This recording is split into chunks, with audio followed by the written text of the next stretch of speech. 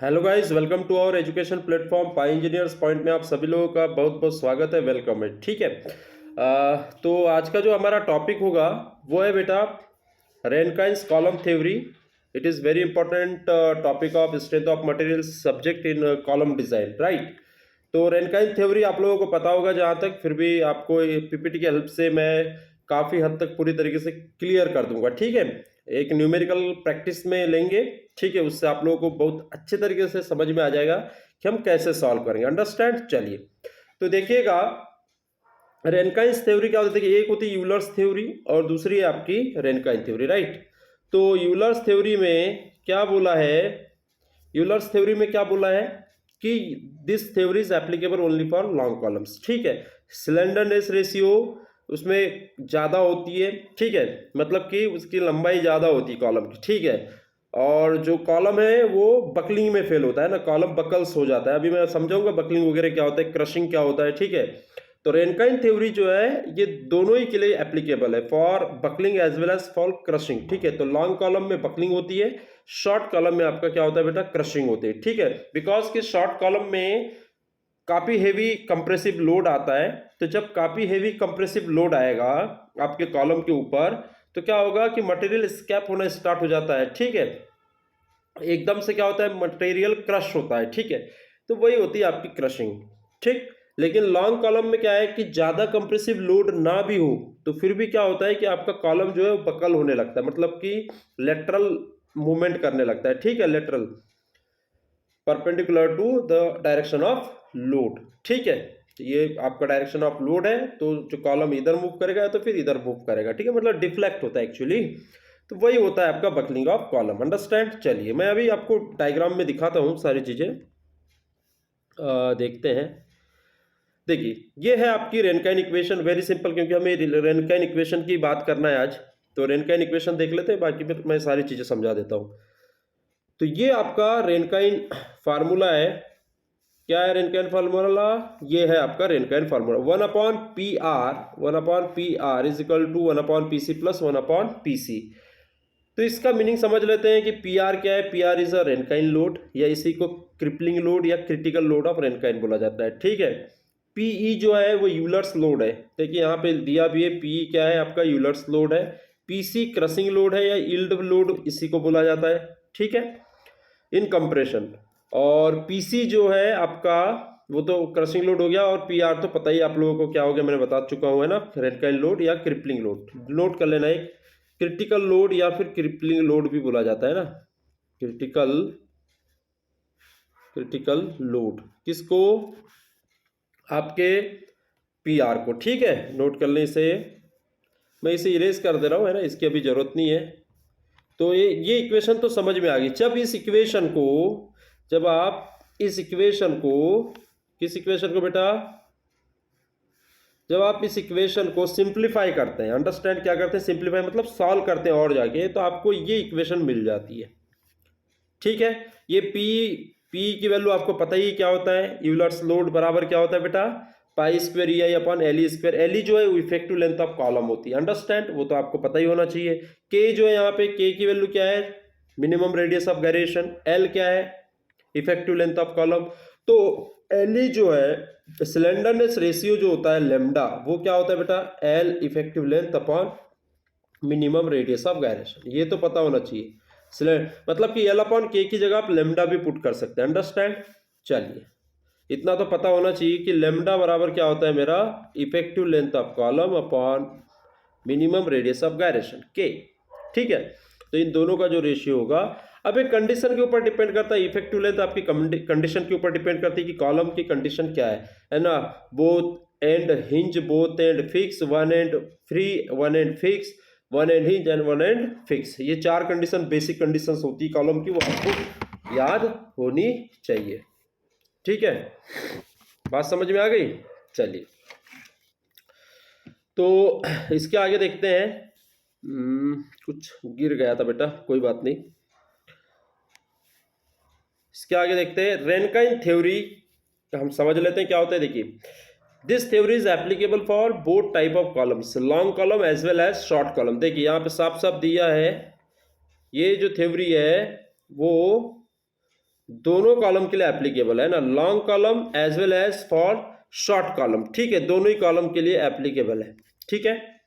देखिए यूलर्स में जो एजम्पशन था वो ये था कि आपके जो कॉलम है वो सिर्फ बकलिंग में फेल होता है, ये वहाँ पे मान के चला है, उसी के लिए लॉन्ग कॉलम्स के लिए ही एप्लीकेबल है वो थ्योरी, बिकॉज कि उन्होंने लॉन्ग कॉलम की एनालिसिस किया हुआ है किसमें, यूलर्स थ्योरी में। बट रेनकाइन ने क्या किया कि बोला कि भैया कॉलम ये एक्चुअली दोनों एक ही कंडीशन में फेल नहीं होगा, दोनों कंडीशन में फेल हो सकता है, ठीक है। मतलब कि यूलर्स थ्योरी पूरी तरीके से क्या है, सुटेबल नहीं है, लेकिन रेनकाइन थ्योरी सुटेबल है, because Rankine considered both type of failure, crushing as well as buckling, understand. या बकलिंग कम होगी तो क्रशिंग ज़्यादा होगी, क्रशिंग ज़्यादा होगी तो बकलिंग कम होगी, लेकिन दोनों प्रेजेंट होगी एनी टाइप ऑफ कॉलम, किसी भी तरह का कॉलम हो, लॉन्ग हो, शॉर्ट हो, इंटरमीडिएट हो, 3 तरह के कॉलम्स होते हैं जनरली, लेकिन लॉन्ग और शॉर्ट हम दोनों ही कंसिडर करते हैं, ठीक है। इंटरमीडिएट को लॉन्ग में ही कंसिडर कर लिया जाता है, ठीक है। तो short column fails due to crushing and long column fails due to buckling, ये याद में रखना, ठीक है। तो देखिए हाउ एवर, देखो एज्यूम फेल इन क्रशिंग, देखिए यहाँ देखिए the long columns are assume to fail due to buckling, whereas मतलब जहाँ पर short columns are assume to fail due to crushing.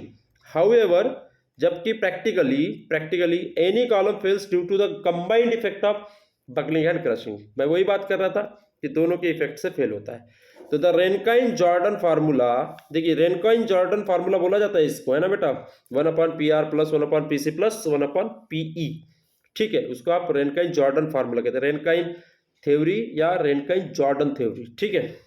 Assumes combined failure mode, इसने क्या किया है कि कंबाइंड फेलियर मोड लिया है, ताकि जो आपकी क्या बोलना चाहिए एरर थी डिजाइनिंग में ना यूलर्स थ्योरी में, वो यहाँ पे क्या होगी, शॉर्ट आउट हो गई, रिमूव हो गई, ठीक है।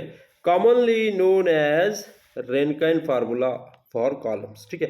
Hence the Rankine formula is good for all columns, इसीलिए ये कॉलम जो है ये जो थ्योरी है सबसे ज़्यादा इंपॉर्टेंट है, सबसे और बेस्ट है, ठीक है, ये इसका जो फार्मूला है। चलिए इसके आगे देखते हैं, आई होप कि ये समझ में आ गया होगा, इसे लिख लेना, नोट कर लेना, स्क्रीनशॉट भी ले सकते हैं, कोई प्रॉब्लम नहीं है, ठीक है। चलिए आप लोग ध्यान से सुना करें लेक्चर को। चलिए देखिए अब यहाँ पे समझते हैं, this diagram is very important for you, और आप लोग इसका डायग्राम का थोड़ा सा फिगर भी ड्रॉ करके देख सकते हैं, ठीक है। क्या है, बकलिंग और क्रशिंग का केस है यहाँ पे, देखिए तो ये जो है आपकी क्रशिंग है बेटा, ये शॉर्ट कॉलम है, ठीक है। शॉर्ट कॉलम और लॉन्ग कॉलम किससे डिफाइन करते हैं, लेमडा की वैल्यू से, लेमडा क्या, स्लेंडरनेस रेशियो लेमडा, ठीक है। जनरली 30 होती है लेमडा की वैल्यू, कहीं पे 12 होती है, कहीं 30 होती है, ठीक है। लेकिन यदि लेमडा की वैल्यू आप 12 से कम है, ठीक है, 12 से कम है तो शॉर्ट कॉलम में आ जाता है, याद में रखना है ना। If the value of lambda is less than 12, ठीक है, तो वो क्या होगा, शॉर्ट कॉलम में कंसिडर करके चलते हैं, और 12 से ऊपर हो तो साफ साफ आप क्या करोगे, long column as a treat करोगे या मान लोगे, ठीक है, understand. You take as long column if the value of lambda is more than 12, understand. चलिए तो देखिए बेटा एक क्रशिंग की वजह से इस तरह से फेलियर होता है, देखिए यहाँ पे मैं आप लोगों को दिखा ही रहा हूँ, ठीक है, crushing failure, this is your crushing failure, crushing failure, मैं शॉर्ट में लिख रहा हूँ क्रशिंग फेलियर, ठीक है। यहाँ पे लिख भी दिया, ऊपर में लिखा भी है, आप लोग साफ साफ देख सकते हैं, है ना, ये लिखा भी है, ठीक है, हेडलाइन। और ये है आपकी बकलिंग फेलियर, ये है बकलिंग फेलियर, देखिए कॉलम कैसे बकल हो रहा है, ध्यान दीजिएगा, ठीक है, ये कॉलम कैसे बकल हुआ है, देखिए बकल होके कैसे टूटा है, इस तरह से बकल हो गया है, या इस तरह से बकल हो गया है, इस तरह से बकल हो गया, अंडरस्टैंड, तो दैट इज योर बकलिंग। देखिए इसमें देख सकते हैं कि cross section area according to comparatively जो लेंथ है वो बहुत कम है, दिख रहा है। इसमें जो क्रॉस सेक्शन एरिया क्या होता है पता है ना, ये है, ये देखिए इस तरह से कॉलम है, ये है क्रॉस सेक्शन एरिया, ये है क्रॉस सेक्शन, तो इसका ये जो क्रॉस सेक्शन एरिया है इस लेंथ के रिस्पेक्ट में बहुत कम है, तो यहाँ पे लॉन्ग कॉलम आ जाता है, ठीक है, क्योंकि ये डिपेंड करता है कि 2 मीटर 3 मीटर है तो ये शॉर्ट होगा, ऐसा कुछ नहीं है, ठीक है, ये डिपेंड करता है क्रॉस सेक्शन पे, है ना, और इसकी लंबाई पे, ठीक है, लेंथ पे, तो इससे आप पता चल जाता है। आप लोगों ने पढ़ा होगा मिनिमम रेडियस ऑफ गायरेशन क्या होता है, के बराबर, है ना, के बराबर क्या होता है बच्चों, के बराबर रेडियस ऑफ गायरेशन क्या होता है, के बराबर I/A, cross section area upon moment of inertia, ठीक है, तो मोमेंट ऑफ इनर्शिया में तो और क्रॉस सेक्शन, ये दोनों पे डिपेंड करता है आपका रेडियस ऑफ गायरेशन। और लेंथ कॉलम की है ना, लेमडा डिपेंड करता है, क्योंकि इफेक्टिव लेंथ लेनी होती है आपको। समझ गए? चलिए, तो ये भी नोट कर लीजिएगा, रेडियस ऑफ गायरेशन क्या होता है, रूट आई अपॉन के, या फिर आई बराबर ए इंटू के का स्क्वायर। ठीक है, तो दिस इज योर बकलिंग। ठीक है, तो बकलिंग फेलियर कैसे होता है समझ में आ गया, और क्रशिंग फेलियर कैसे होता है समझ में आ गया। Due to heavy compressive loads columns will be crushed, okay, will be crushed, and this type of failure is called crushing failure. And if the columns are long and they are buckled in lateral direction, those columns are called those failures are called buckling failure. Understand? चलिए आगे बढ़ते हैं।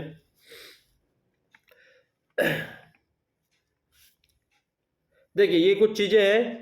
Numerous columns experiments, मतलब बहुत सारे columns के experiments हुए, indicates that, देखिए यहाँ पे नोट करिए आप लोग, थोड़ा सा ध्यान से देखो, ध्यान से देखो इसमें। Numerous column experiments indicate that the Euler formula is reliable for designing axially loaded column. देखिए, यूलर्स फार्मूला जो है वो एक्सियली लोडेड कॉलम्स के लिए, एक्सियली लोडेड मतलब कि ये पेन है और इसका एक क्रॉस सेक्शन है, देखिए क्रॉस सेक्शन, इसके बिल्कुल सेंटर पे और एक्सियली सीधे आपका लोड लगना चाहिए, तो वो होता है एक्सियली और सेंट्रली। ठीक है, तो इस तरह के जो कॉलम्स होते हैं उनकी डिजाइनिंग के लिए यूलर्स फार्मूला ठीक है। Provided slenderness ratio with in range which eccentricity has relatively little effect. और इसेंट्रिसिटी नहीं होनी चाहिए, मतलब कि जो कॉलम है, कॉलम के यहाँ पे जो सेंटर ऑफ ग्रेविटी होता है क्रॉस सेक्शन का है ना, इससे जो लोड होगा बहुत ज्यादा दूर नहीं होना चाहिए, एकदम सेंट्रली होना चाहिए लगभग। ठीक है, बिल्कुल सेंटर पे होना चाहिए, इधर उधर नहीं होनी चाहिए, तो वो होती है सेंट्रिसिटी। सेंटर से कितने दूर पे लोड लगाए वो है आपकी सेंट्रिसिटी। अंडरस्टैंड? समझ में आ रही बात? चलिए, तो दिस रेंज इज, देखिए रेंज क्या होती है, नोट कर लो, बहुत इंपॉर्टेंट पॉइंट सही है ना। फ्रॉम 120 टू 140 के लिए आपका this range is called slenderness, slender range which range from 120 to 140। देखिए 120 से 140 के लिए यूलर्स फार्मूला यूज होता है। मैंने पहले बताया कि यदि आपकी लेमडा की वैल्यू बढ़ जाती है तो वो सिलेंडर कॉलम हो जाता है। सिलेंडर मतलब लॉन्ग कॉलम हो जाता है। ठीक है, सिलेंडर कॉलम भी बोला जाता है, याद में रखना। तो 120 140 के लिए देखिए यहाँ रेंज दे दी गई है, इसके लिए जनरली क्या करते हैं, यूलर्स फार्मूला यूज करते हैं। अंडरस्टैंड? एट लोअर सिलेंडरनेस, देखिए थर्ड पॉइंट देखिएगा, at lower slenderness the failure stress would be the compressive strength of material. This range is 0 to 40। Lower slenderness जो रेशियो होता है वो कितना होता है बेटा, मतलब शॉर्ट कॉलम क्या होगा, उसके लिए जो सिलेंडरनेस रेशियो की वैल्यू इन्होंने कहां तक कंसीडर की, 0 से 40 तक की है। ठीक है, यहां तक लोअर सिलेंडरनेस रेशियो होती है, 0 से 40 है ना। तो इसमें कंप्रेशन भी आता है, मतलब कि क्रशिंग फेलियर भी आएगा, 0 से 40 में क्रशिंग फेलियर भी आएगा। In the intermediate, last point देखिएगा, in the intermediate column, in the intermediate column, intermediate column के लिए देखिए ये रेंज दी गई है, रेंज दी गई है, ये देखिए अलग अलग बुक्स में अलग अलग रेंज है ना। देखिए ये रेंज दी गई है, एक 40 से 120 क्या लेमडा की वैल्यू है ना, ये सब ये 120 140 ये सारी क्या है, ये लेमडा की वैल्यू है ना। तो लेमडा की वैल्यू जनरली कहीं पे 30 दिया है, 30 तक शॉर्ट कॉलम माना जाता है। ठीक है, कहीं 12 भी लेते हैं, 12 के ऊपर जो 40 तक होता है वो इंटरमीडिएट लेते हैं। ठीक है, एक उसके बाद में लॉन्ग कंसिडर कर लेते हैं। तो ठीक है, यहाँ पे जो दिया है वही कंसिडर आप लोग कर ले। 40 से 120 जो है इंटरमीडिएट मान के चले, we can use second formula. तो इसके लिए सेकेंड फार्मूले का यूज किया जाता है, ये नोट कर ले, काफी इंपॉर्टेंट है, आपको कोई भी एग्जाम में पूछा जा सकता है। ठीक है, कि सेकेंड फार्मूला कहाँ यूज करेंगे, यूलर्स फार्मूला कितने रेशियो के लिए यूज करेंगे, स्लेंडर रेंज क्या होती है, वेरी इंपॉर्टेंट है ना, क्या स्लेंडर रेंज क्या होती है, तो कितनी होती है बेटा, 120 से 140 होती है। ये सब छोटे छोटे एग्जाम्स में क्वेश्चन पूछे जा सकते हैं, तो आप लोग इन्हें ध्यान से सुन ले, लिख लें आप लोग। ठीक है, आई होप कि यहाँ से आपको बहुत सारी प्रॉब्लम्स क्रिएट हुई, सॉल्व हो गई होगी आपकी। ठीक है, चलिए, द एम्पिरिकल फार्मूला दस proposed covers all cases ranging from very short to very long। Strut या कॉलम की डिजाइन, दोनों की डिजाइन करते हैं, मतलब कि चाहे शॉर्ट हो चाहे लॉन्ग हो, दोनों टाइप के कॉलम को आपको डिजाइन करना है, सॉल्व करना है प्रॉब्लम्स को उनकी। तो उसके लिए एक नया फार्मूला आया जिसे हम क्या कहते हैं, रेनकाइन फार्मूला कहते हैं। ठीक है, तो फॉर शॉर्ट कॉलम आपको पता ही है बेटा, सबको पता है, क्या पता है कि शॉर्ट कॉलम में पीई क्या होगा, वेरी लार्ज होगा। मतलब बकलिंग लोड, मतलब बकलिंग स्ट्रेंथ जो होती है शॉर्ट कॉलम की वो बहुत ज्यादा होती है। कैसी होती है, बहुत ज्यादा होती है। नोट कर ले इस पॉइंट को कि for the short column buckling strength is very high and crushing strength is very low. Note कर ले, मैं जो बोल रहा हूं उसे नोट कर ले आप लोग। फॉर शॉर्ट कॉलम क्या होगा, बकलिंग स्ट्रेंथ, क्योंकि बकलिंग तो होगी नहीं तो बकलिंग स्ट्रेंथ कैसी हो जाएगी, बहुत ज्यादा शॉर्ट कॉलम में है ना, तो buckling strength is very high but crushing strength is very low. ठीक है, और यदि लॉन्ग कॉलम ले लूं तो उसके लिए बकलिंग स्ट्रेंथ कैसी हो जाएगी, very low and crushing strength is very high. Understand, मतलब कि 1/p की वैल्यू क्या होगी, यहां पे बहुत कम होगी, लेस कंपेयर टू 1/pc। तो कुल मिला के 1/p प्लस 1/pc जो होगा वो 1/pr के बराबर ही होगा अल्टीमेटली, यदि दोनों को जोड़ दिया है ना, दोनों केस में इस तरह से होता है। तो अल्टीमेटली मुझे फार्मूला ये मिल जाता है, कहां से मिल जाता है ये, 1/pr को सॉल्व कर दिया 1/pe प्लस 1/pc, है ना, ये फार्मूला था स्टार्टिंग में, तो ये फार्मूला था, है ना। तो इसको जब सॉल्व करता हूं तो ये देखिए यही आएगा, है ना, यही एजम्पशन है, यही एजम्पशन है बेसिक, है ना। तो शॉर्ट कॉलम के लिए 1/p की वैल्यू बहुत कैसी होगी, कम होगी, और लॉन्ग कॉलम के लिए 1/pc की वैल्यू बहुत कम होगी। ठीक है, फॉर लॉन्ग कॉलम 1/pc की वैल्यू बहुत कम होगी। जब भाई एक की वैल्यू कम है तो डेफिनेटली दूसरी की वैल्यू ज्यादा होगी, तो कुल मिला के दोनों का सम जो होगा वो क्या होगा, क्रिटिकल के बराबर होगा। समझ गए, चलिए। तो the above formula is, for जो मैंने फार्मूला लिखा है ये क्या फार्मूला है, देखिए ये सिग्मा सी अपॉन ए। सिग्मा सी क्या है, क्रशिंग स्ट्रेस। ठीक है, सिग्मा सी क्या है, सिग्मा सी क्या है, sigma C is equal to होता है PC crushing load upon cross sectional area. Understand, होता है। तो पीसी बराबर क्या होगा, sigma C into area, sigma C crushing stress. ठीक है, चलिए इसे मैं क्लीन कर देता हूं बेटा, है ना, यहाँ पे 1 मिनट, समझ में आना चाहिए बाद में स्लाइड। तो ये फार्मूला जो है यही है। ठीक है, सिग्मा सी इंटू ए क्रशिंग लोड, मतलब ये क्या है, ये किसकी वैल्यू है बेटा, ये जो वैल्यू है किसकी है, पीसी की वैल्यू है। किसकी वैल्यू है, पीसी की value, sigma C into area या F C A into A B. देखो सिग्मा सी को आप एफ सी ए भी डिनोट कर सकते हैं, कई बुक्स में एफ सी ए, तो एफ सी ए अपॉन 1 प्लस एल्फा। या एल्फा क्या है, मैं एल्फा देखिए, एल्फा वेरी इंपॉर्टेंट, एल्फा क्या होता है, रिगोसिटी कांस्टेंट बोला जाता है ना। तो ये sigma C upon pi square E होता है बेटा, है ना। थोड़ा क्लीन कर दो 1 मिनट, फिर अच्छे से बताता हूँ।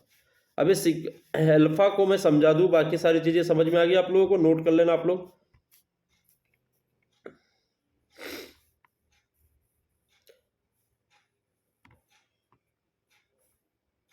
अरे देखिए अल्फा जो है वो क्या है, अल्फा इज इक्वल टू होता है sigma C upon pi square E. ठीक है, ये नोट कर ले, है ना, अल्फा की वैल्यू होती है ये, इसको रिगोसिटी कांस्टेंट या रेनकाइन कोफिशिएंट भी बोला जाता है। नोट कर ले, रेनकाइन कोफिशिएंट होता है अल्फा या रुगोसिटी, देखो याद रखो, रुगोसिटी कोफिशिएंट। ठीक है, नोट कर ले इसे, वेरी इंपॉर्टेंट, वेरी इंपॉर्टेंट। इसकी वैल्यूज होती है डिफरेंट मटेरियल्स के लिए। ठीक है, इसकी वैल्यूज होती है डिफरेंट, ये नोट कर ले इस फार्मूले को, क्या होता है, रिगोसिटी कोफिशिएंट। ठीक है, चलिए। The above formula is standard case of two end hinge. ये किसका केस है बेटा, टू, ये जो फार्मूला होता है वो टू एंड हिंज कॉलम के लिए सबसे ज्यादा यूज होता है, याद में रखना। स्टैंडर्ड केस बोला है कि रेनकाइन फार्मूला जो है वो किसका स्टैंडर्ड केस है, तो टू हिंज कॉलम का स्टैंडर्ड केस है। Very important point, very important point, इसे नोट कर ले, कभी नहीं पता और कहीं नहीं मिलेगी ऐसी चीजें, है ना। जो मैं यहाँ पे एक पॉइंट जो बता रहा हूँ, ऐसे ये काफी कॉम्प्लेक्स पॉइंट्स होते हैं जो हर जगह नहीं मिल पाते हैं। तो for column with other end conditions the value of constant will change accordingly. तो for value of column with other conditions, देखो डिफरेंट डिफरेंट कंडीशंस है, कॉलम की 4 conditions, the value of the constant will change accordingly. तो alpha की value उसके according change होते चले जाती है। याद में रहोगे, रखिएगी, रहेगी बात। हाउएवर सिंस अल्फा ए का मतलब है अल्फा, है ना, अल्फा होता है ये है ना, alpha is a constant for a particular material. Material के ऊपर डिपेंड करता है फुल्ली, याद में रखो। ये जो अल्फा है, अरे यार बार बार क्या हो रहा है, ये जो अल्फा है वो कांस्टेंट है ना, किसके ऊपर डिपेंड करेगा, मटेरियल के ऊपर डिपेंड करेगा, ठीक है, मटेरियल प्रॉपर्टी के ऊपर, मटेरियल प्रॉपर्टी, ठीक है, हाँ, depends on material property only. इस पॉइंट को भी नोट कर ले कि जो अल्फा होता है वो मटेरियल की प्रॉपर्टी के ऊपर डिपेंड करता है। अंडरस्टैंड? चलिए अल्फा, चलिए इसके आगे बढ़ते हैं। हाँ, अब एक न्यूमेरिकल है, इसको सॉल्व करते हैं, ठीक है। तो देखिए यहाँ पे गिवन डाटा क्या क्या है। The external and internal diameter of the hollow cast iron column. देखिए इस तरह का कॉलम होगा ये,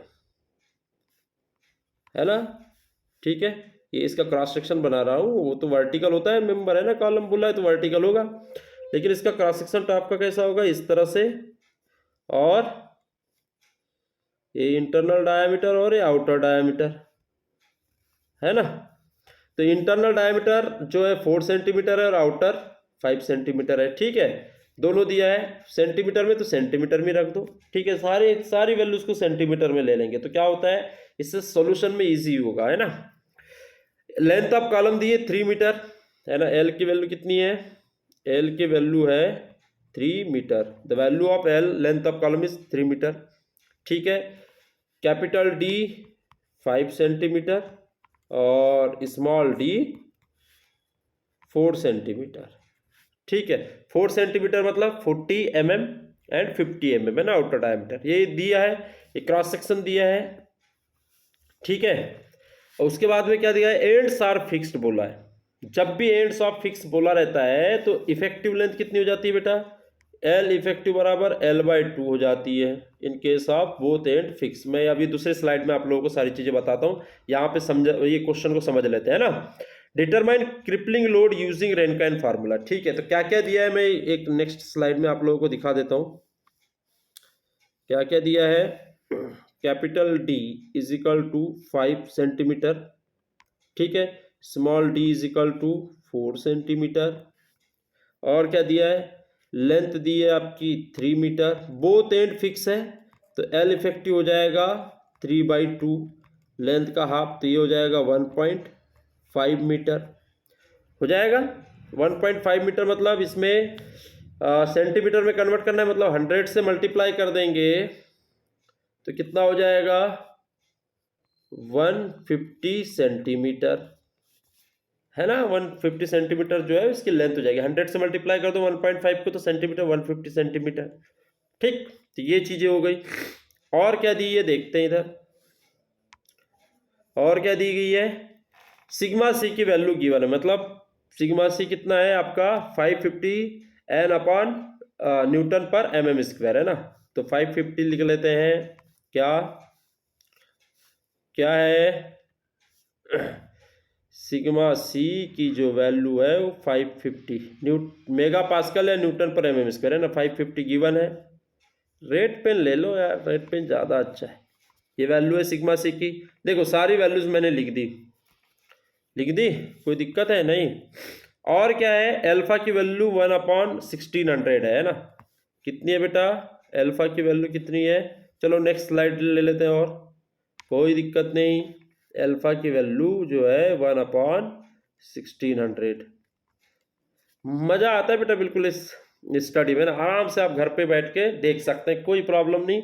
आप आराम से पूरे लेक्चर को देख के आप काफी हद तक सीख सकते हैं ना। अल्फा बराबर क्या होता है बेटा, पता ही है आपको, sigma C upon pi square E, ठीक। तो ये क्वेश्चन जरूर देखें आप, है ना, इसको पूरा सॉल्व जरूर करें। अब देखिएगा आपके पास अल्फा की वैल्यू है, ठीक है। लेमडा की वैल्यू निकालना पड़ेगा, है ना। लेमडा की वैल्यू निकालने के लिए पूछे के की वैल्यू चाहिए, है ना। तो के की वैल्यू क्या होगी, के जरूरी है, के इज इक्वल टू होता है आपका आई अपॉन ए। के बराबर क्या होता है, आई अपॉन ए। तो आई की वैल्यू आप लोग निकाल लो और एरिया, क्रॉस सेक्शन एरिया क्या होगा वो निकाल लो, तो क्या हो जाएगा, आपका सॉल्यूशन मिल जाएगा। ठीक है, तो इसकी वैल्यू निकालना है, इसकी वैल्यू निकालना है, उसके बाद फार्मूला लगाना है, के निकाल लेना है। तो यहां से मेरा लेमडा निकल जाएगा, के निकल जाएगा। तो लेमडा क्या होता है, एल इफेक्टिव लेंथ अपॉन के। तो यहां से लेमडा की वैल्यू निकल जाएगी। बात समझ में आ रही, मैं ये बता रहा हूं, अभी मैं फटाफट करूंगा, आप भी करेंगे। ठीक है, कैलकुलेटर में देख रहा हूं, कैलकुलेटर कहाँ है, कैलकुलेटर देख लेता हूं मैं। मेरे पास अभी कैलकुलेटर नहीं है यहाँ पे, है ना मौजूद, तो आपको ही करना पड़ेगा। रुको रुको रुको, आ गया आ गया आ गया बेटा, है चलिए, कोई दिक्कत नहीं। कोई बात नहीं, चलिए चलिए बेटा, ध्यान दो आप लोग, मस्ती में पढ़ाई करने का बेटा, बिल्कुल, है ना, एकदम आराम से, कोई टेंशन नहीं। आई चाहिए हमें, सबसे पहले आई निकालना है। ठीक है, क्रॉस क्या होता है आई, क्या होता है बोलो, मोमेंट ऑफ इनर्शिया, है ना। आई की वैल्यू आपको जल्दी से क्लीन हो जा, ब्रश हो जा रे भाई, चलिए ब्रश हो गया। तो आई बराबर क्या होगा, देखिए कौन सा है बेटा, ये होलो, होलो शेप का है। तो आई बराबर क्या हो जाएगा, pi by 4/64 D to the power 4 minus pi by 64 small d to the power 4। ये फार्मूला यूज कर लोगे तो आपको क्या मिल जाएगा, आई की वैल्यू मिल जाएगी, मिल जाएगी। एरिया कोई दिक्कत ही नहीं, एरिया में pi by 4 D square minus D square का फार्मूला लगता है। तो यहाँ पे पाई बाई 64 कॉमन निकल जाएगा, है ना। देखिए आप लोग ध्यान से दो, है ना। तो डी टू द पावर 4 की जगह क्या लिखूंगा, 5 का पावर 4 माइनस ये डी टू द पावर 4 का पावर 4। ठीक, सॉल्व कर देंगे तो क्या होगा, देखो आंसर कितना आएगा, मतलब डायरेक्ट है ना, 5 to the power 4 minus 4 to the power 4। इसका आंसर जो भी आए 369 आ रहा है, इंटू कर दो पाई, इंटू कर दो क्या, पाई, डिवाइड बाय कर दो 64। तो 18.11 आ रहा है इसका, कितना, 18.11 पॉइंट है ना, ये 11, ये किस में आएगा, centimetre to the power 4 answer, है ना। 18.11 आंसर आ गया। ठीक है, आई की वैल्यू। चलिए अब मैं प्रीवियस स्लाइड पे जा रहा हूँ, इस स्लाइड पे इसको मैं क्लीन कर रहा हूँ, सारी चीज़ें तो आपको पता ही है क्या होती है ना, कोई दिक्कत ही नहीं। मैं इसे क्लीन कर रहा हूँ, 2 मिनट ध्यान दो, इस स्लाइड से मैं क्लीन कर रहा हूँ सारी चीज़ें। मज़ा आ रहा है बेटा, बिल्कुल ऑनलाइन स्टडी मतलब बहुत बढ़िया चीज़ है ना, घर बैठे आराम से कभी भी किसी भी वक्त शुरू हो जाओ, कोई प्रॉब्लम नहीं। बस आप ध्यान से देखते रहिए कि कैसे सॉल्व कर रहे हैं सर, ठीक है, आपको सब समझ में आएगा। अब यहाँ पे एरिया काउंट कर लेते हैं। एरिया ए क्या हो जाएगा, पाई बाई 4 डी का स्क्वायर माइनस डी का स्क्वायर, ए स्क्वायर है ना, यही होता है। तो पाई बाई 4 यहाँ लिख दो भैया, 5 का स्क्वायर आ जाएगा, यहाँ पे 4 का स्क्वायर आ जाएगा, यहाँ पे आंसर आ जाएगा एरिया। तो एरिया मैं निकाल रहा हूँ कितना, 25 माइनस कितना हो जाएगा बेटा, 16, इंटू हो जाएगा पाई और डिवाइड बाय हो जाएगा कितना, 4। तो ये आ गया 7.0, कितना आ रहा है, 7.068। ये आएगा सेंटीमीटर स्क्वायर में, क्योंकि सेंटीमीटर में वैल्यू रखें तो एरिया किस में आ जाएगा, सेंटीमीटर स्क्वायर में। तो 7.06 आ गया ए। और तो मैं यहाँ पे लिख दे रहा हूँ, सीधे डायरेक्ट वैल्यू लिख रहा हूँ, इसको इरेज करके, फार्मूला आप लोग लिखते रहे। 7.068 है ना, कितना आ रहा है बेटा एरिया, एरिया की जो वैल्यू आ गई 7.068 किसमें, सेंटीमीटर स्क्वायर में। ठीक है, अब ध्यान, और आई की वैल्यू कितनी है, आई की वैल्यू जो है वो कितनी है, आई की वैल्यू कितनी है बेटा, 18.11, 18.11, ये भी सेंटीमीटर टू द पावर 4 में है। तो यहां से के जो निकल जाएगा वो कितना निकल जाएगा, 18.11 डिवाइड बाय 7.068। देखते हैं इसका आंसर कितना आएगा, रूट में पूरा है ना। तो 18.11 1 डिवाइड बाय, आंसर कर दूं मैं और इसका रूट ले लूं, तो ये आ रहा है बेटा 1.6 सेंटीमीटर। कितना आ रहा है? 1.6। तो लेमडा की वैल्यू क्या निकल जाएगी? देखिए 150 सेंटीमीटर निकला था इफेक्टिव लेंथ, है ना, तो 150 डिवाइड बाय कितना आ जाएगा? 1.6। तो 150 को डिवाइड कर दो 1.6 से, तो ये आ गया 93। लेमडा की वैल्यू क्या आ रही है? 93.75। ठीक है, ये आ गई मेरी वैल्यूज। कितना आसान है। अब मैं इसे कर देता हूँ क्लीन, क्योंकि इसका आंसर तो हमारे पास आ चुका था, तो कोई दिक्कत ही नहीं, है ना। इसको मैं कर देता हूँ क्लीन, आई की वैल्यू आ गई, सब वैल्यू आ गई, कोई प्रॉब्लम नहीं। आप लोग हैं, हम हैं, तो कोई दिक्कत नहीं बेटा। चलिए चलिए पढ़ते जाएंगे, आगे बढ़ते जाएंगे। आगे देखते हैं, करते हैं बेटा एकदम स्मूथली, कोई दिक्कत नहीं होगी आपको कहीं पे भी। देखिए लेमडा की वैल्यू आ गई मेरी 93.75। फार्मूला है आपका क्या, बोलिए? P R is equal to formula है एफ सी ए, या एफ सी को सिग्मा से भी लिख सकते हैं, upon 1 plus alpha lambda square होता है। ठीक है, तो एफ सी की वैल्यू क्या है? 550। एरिया कितना निकला है मेरा? एरिया कितना निकला था? 7.06 है ना, 7.068 ये निकला था, डिवाइड बाय 1 प्लस एल्फा की वैल्यू 1/1600 और लेमडा की वैल्यू 93.75 का स्क्वायर। ठीक है, इसको सॉल्व कर लेंगे तो आपका आंसर मैं इधर साइड में लिख रहा हूं, आपका आंसर मिल जाएगा। आपका आंसर मिल जाएगा। कितना आएगा मैं यहाँ पे सॉल्व करके दे रहा हूं। 550 एक मिनट पहले नीचे का 93.75 का स्क्वायर होगा। ठीक है, क्योंकि आपको क्या लेना है? अल्फा इंटू लेमडा स्क्वायर, तो लेमडा स्क्वायर, लेमडा की वैल्यू 93.75 का स्क्वायर हो गया, इंटू क्या कर देंगे? इंटू नहीं, डिवाइड करेंगे ना, डिवाइड कर देंगे कितना? 1600 से, 1600 से, प्लस कर देंगे 1 है, 1 प्लस में है तो ठीक है, तो 6.5 आ रहा है, 6.5 आ गया, तो 6.5 को हम 6.5 तो अपना आंसर जो आ रहा है बेटा वो आ रहा है 598। क्या आ रहा है? 598 आ रहा है। नोट कर ले से, कितना आ रहा है आपका आंसर? 598। किसमें आएगा? 598 आ रहा है। ठीक है, नोट कर ले इसे, नोट कर ले। यहां पे देखिएगा, आपने सेंटीमीटर में वैल्यूज रखी थी सिर्फ, है ना। किसमें वैल्यू रखी थी? सेंटीमीटर में। तो ठीक है, यहां पे एरिया सेंटीमीटर, मतलब कि एरिया सेंटीमीटर, उसको मीटर कर देंगे, 100 से मल्टीप्लाई करना होगा, तो ये आ जाएगा 598 तो आएगा आंसर आपका। ठीक है, लेकिन 100 से मल्टीप्लाई करना पड़ेगा, क्योंकि यहाँ पे ये जो रखे सेंटीमीटर स्क्वायर में रखे, तो क्या करना है? इसको mm में रखना था। ठीक है, mm में रखेंगे तो इसमें आ जाएगा 100 का मल्टीप्लाई, तो ये हो जाएगा, 2 जीरो बढ़ जाएंगे, तो 59800 क्या आएगा? न्यूटन आंसर आएगा। तो कुल मिला के ये 59.8 किलो न्यूटन का लोड जो है आ जाएगा। This is my answer. ठीक है, ये न्यूटन में आएगा 59800। आप लोग इसे सॉल्व करके देखिएगा, आपको समझ में आ जाएगा। ठीक है, आई होप कि आप लोगों को समझ में आएगा कैसे सॉल्व करना है, लेमडा की वैल्यू कैसे निकालना है, आई कैसे निकालना है, एरिया कैसे निकालना है। ठीक है, जब भी आपका होलो सेक्शन होता है तो आपको पता है कि पूरे को सॉलिड मानना है और होलो सेक्शन को माइनस कर देना है। ठीक है, और सर्कुलर था ये, इस तरह से सर्कुलर था बेटा। कैसा था? सर्कुलर था ना ये, ऐसा। ये वाला होलो सेक्शन है ना, ये पूरे को सॉलिड मान ले तो सॉलिड का एरिया कितना होता है? π/4d², है ना।